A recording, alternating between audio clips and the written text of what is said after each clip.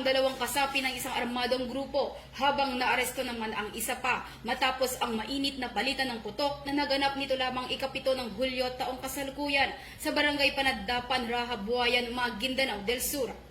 Kinilala ni Police Captain RG Yana, Chief of Police ng Raha Buayan Municipal Police Station, ang mga sangkot na sina alias Nur, Musa at alias Aris na pawang residente ng naturang lugar. Agad namang rumisponde ang mga operatiba ng pulisya at militar matapos makatanggap ng tawag hinggil sa insidente ng barilan. Pagdating sa lugar, nadatnan ng mga otoridad ang tatlong suspect na armado dahilan upang magkaroon ng sagupaan. Dalawa sa kanila ang nasugatan habang si alias Nur ay agad na naaresto at kasalukuyang ginagamot naman sa ospital ang dalawang sugatang suspect.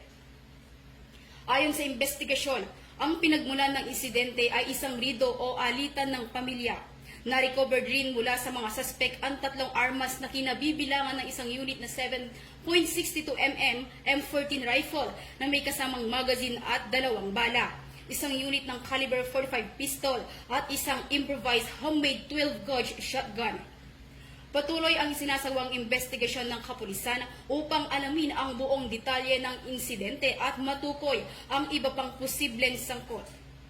Mula rito sa rehiyon ng Bangsamoro, ako ang inyong Police News Network Correspondent, Patrolwoman Veronica Lagi, alagad ng batas, taga-taguyod ng Balitang Pulis.